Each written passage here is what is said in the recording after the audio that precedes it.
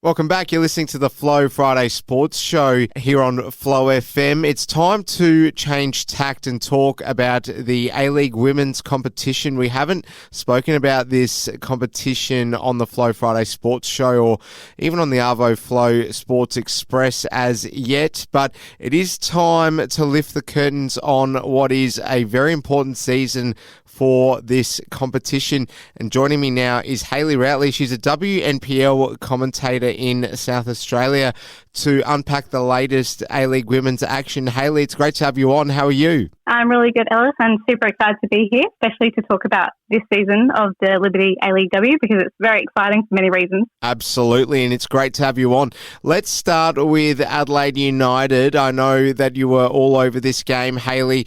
An important season for the Adelaide United women's side because we know for a fact that they've struggled perennially to make finals. They did so last season, really wanting to build off that momentum this season. Obviously, Sydney FC, they were finalists in last season's competition, so this was going to be no walk in the park at all. But Adelaide United carving out a 1-0 win with a great goal, a fantastic headed goal, and a great start for Adelaide United's women's side. Yeah, absolutely. So as you mentioned, we had our best season in club history last season, and definitely wanting to build upon that.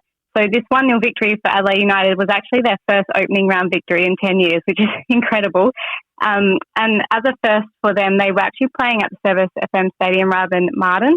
So if you haven't been, absolutely fantastic facilities. But it was interesting going into this game, seeing whether that had any advantage because a lot of the Adelaide squad have actually played there over the WNPL in the off-season. And of course, no other A-League W team has come across to the stadium yet. So it was interesting to see whether that had any advantage. However, on the day, it was quite blustery conditions. It was windy. It was raining, which kind of led to, this small scoreline. It was a bit of a smash and grab for Adelaide in the end. So Sydney had quite a few chances, especially through Princess Abini. She hit the woodwork. She went straight to Annie Groves on a few occasions. The Adelaide keeper, Annie Groves, she really kept Adelaide in this for quite a while. But in search of a goal, hats off to coach Adrian Stenser. He took some risks there. He put some faith in the youth of the team. So he actually subbed off captain Izzy Hodgson for Amelia Murray. He also brought on Katie Bowler. He took off the Golden Boot winner and Julie Dolan medalist Fiona Warts, looking for this winner. So hats off to him. It paid off in the 88th minute, as you mentioned. Amelia Murray got that header, which was her first A-League W goal. So she's on a scholarship contract for Adelaide. She has played a few minutes before, off the bench for Adelaide, but this, was a peak moment for her. But don't sleep on her. If you watch the WNPL, you would know that she's an absolute superstar.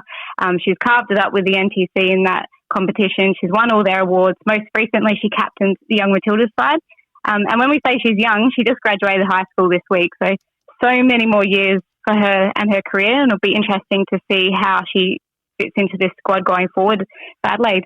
There we go. Let's move along and talk about Wellington Phoenix in their game hosting Melbourne City. Now, this was a bittersweet day for the Phoenix, Hayley. I believe a record-breaking attendance for A-League Women's, but unfortunately on the end of a bit of a hiding by Melbourne City, who, let's face it, are pretty stiff competition in this league. Yeah, absolutely. So a lot to celebrate for Wellington despite the 4-1 result. So it was their first home game since their entrance into the league. So they came in last season, but because of COVID, they ended up playing in Australia. Also, unbelievably, it was the first ever professional women's football game in New Zealand as well. So those two things combined are absolutely sort of insane to think of this year. But as you said, record attendance for a standalone A-League W game, around 5,000, which is just so great to see everyone come out and support the girls. As you said, it was dominated by City, this fixture. Interestingly, that match was coached by Dario Vidicic, who is normally the assistant manager, but he took on the role. It was initially reported that the head coach and his father, Rado, was unwell. We now know that Rado is taking on the men's team head coach interim role, as Patrick Kisnorbo has reported that he's leaving. So Dario is taking on the interim women's coaching role. So it'll be interesting to see, was that a bit of a practice match there for Dario going forward? But yeah, as you said, City dominated. They did have a bit of a rebuild. they lost their golden boot from last season, Hannah Wilkinson, to injury, and only very recently, just before this game, they signed injury replacement in Maria Rojas. She has played for Sydney FC and Adelaide before, and I feel struggled to kind of fit into those setups as much as she has great potential, but I think she's found her feet with Melbourne City. She had a lot of impact in those goals, so she assisted the opening goal, which was scored by Henry.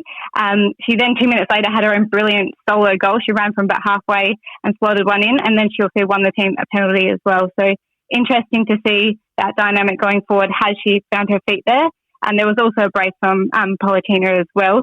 And to be honest, the scoreline could have been a bit bigger as well. There was a few easy misses and woodwork going on there. But, you know, the Knicks, they've got themselves a goal as well.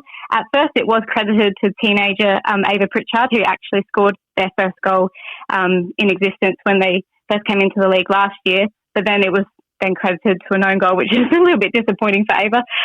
But, yeah, still great that they got on the scoreboard nonetheless. The Knicks side is a young side, so they will just take some time to develop. But City, yeah, looking threatening already. Well, a landmark day in New Zealand nonetheless, and very interesting to hear about the Vidicics there, the father-son combination. We'll keep tabs on that is for sure. Now, I guess we can call it a Victorian derby, Hayley, and we've got the same sort of, awkwardness with the men's side of things here as well. Mm-hmm. But Western United in their first ever season hosting Melbourne Victory and getting a win. I doubt many people expected this, particularly given that Victory are the reigning champions, Hayley. Yeah, absolutely. It's a bit yes and no with that expectation. So, of course, it was their first game. They're a bit of an unknown, and as you said, Victory are the reigning champions. But Western United have put a lot into their women's side. They've been planning their entrance for quite a few years, and they did link up with the NPLW champions in New South Wales, Calder United, to sort of build up that strong foundation. But they do have a lot of youth. They did bolster it by signing Chloe Lagazzo on loan from Kansas City. So she's, of course, trying to vie for a Matilda spot next year with the home Women's World Cup. So, yeah, interesting. It could have gone one of two ways. It was quite blustery conditions at that game as well. Fantastic attendance at this game. So just shows that there is interest in this Western United's women's team. There was nearly 2,800 fans at that game. And I think that also shows the value of playing at that smaller venue. They played at City Vista. So finding that small enough boutique stadium in the correct region of the city, it does wonders for the game. But yeah, Western United, not only their first win, they got their first goal through Jessica McDonald. So she's the J-Mac of the A-League W. It was a slow burn, that game, I will admit. Victory probably had the better of the chances, to be honest, but at the end of the day, it's whoever gets the ball in the back of the net, and Western United did that. Great for them to get that win, get that monkey off the back for them as well. And I think they will actually do great things this season. There we go. Well, they might be getting bigger home crowds than the men's side in a number of weeks there if the trajectory continues to rise for them, Hayley. Let's talk about Canberra United and Perth Glory. The Glory doing some really good recruiting during the off-season. Canberra United, always a fairly solid dark horse in this competition as well. They've had plenty of success. So a 2-2 draw, a high-scoring affair. Hayley, what did you make of it? Yeah, absolutely. So we always knew there would probably be goals within this fixture. So the last time these two teams met, it was another draw with 3 goals apiece. So it was very back and forth game. So Canberra scored, then Perth, and Canberra, then Perth again. But Canberra probably had the better of the chances. So they might be the ones kind of ruining the loss of points, whereas I think Perth will be very happy grabbing that draw on the road. But as you said, both teams recruited quite well. I think Canberra will have fire in their belly because they did finish quite poorly last year, and that's quite uncharacteristic of that side. You know, they're a proud side who's used to kind of being up there with the silverware, so that should push them even further. Whereas Perth, coming into this season, probably feeling a little bit refreshed, knowing that they are returning home, another kind of nomad side that was affected by COVID last season, so that's pushing them as well. Upcoming fixtures for this weekend, we've got Wellington hosting Western United, Brisbane Roar in action at home against Canberra, Newcastle Jets entertaining Western Sydney, who come out of the bye to play their first game of the season. Sydney FC and Melbourne Victory doing battle in the Big Blue, the biggest game on the A-League women's calendar, and then Adelaide United will travel to play Perth Glory over in the West to round out this weekend's games. We'll chat about it all next week. Hayley Routley, the WNPL commentator and Australian women's football expert. Great to have you on the Flow Friday Sports Show for your debut. All the best. We'll chat again next week. Thanks so much.